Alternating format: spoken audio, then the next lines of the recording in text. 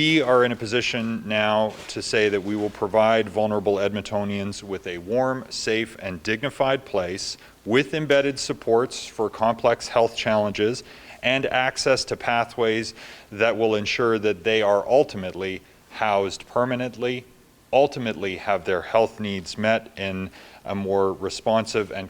cost avoidance supporting way for the province, and ultimately help them achieve more success in terms of dealing with their addictions and mental health challenges. What I can tell you substantially here today is that the city will be using $8 million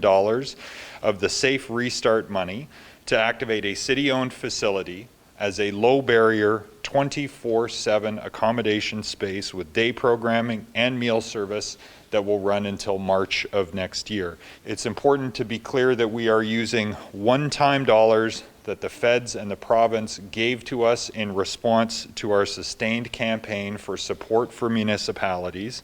and that Edmonton taxpayers are not directly paying for this through their property tax dollars. We are using the relief money to support vulnerable people. The numbers of those that are in need of support during this pandemic continues to increase.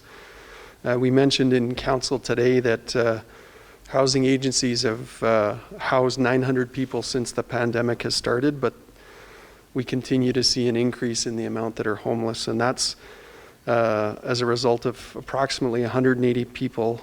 becoming homeless in our city each month. And so the challenge is to keep up with the pressures associated with that continuing rise, especially with the winter months coming. The other parts of this three-pronged approach, and some of these have also been covered, but in a bit more detail, the use of bridge accommodations that are managed by agencies to support, again, from either the city-led 24/7 pandemic accommodations into the bridge housing or other shelters that we have in the city. And the good model referenced in the conversation was at the Coliseum Inn, and looking to build those out a bit more. The other component to the federal program is that we're targeting to get all of that from a need perspective identified by the end of this year,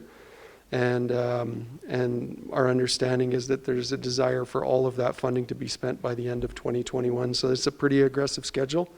but as you heard today from the mayor and from the council conversation earlier, a strong commitment from council to make that happen. Just to close, our plan with our city's most vulnerable individuals is a temporary 24/7 indoor accommodation as a result of the pandemic, with the goal of the other two phases of this approach, getting into bridge accommodation and ultimately into longer-term housing.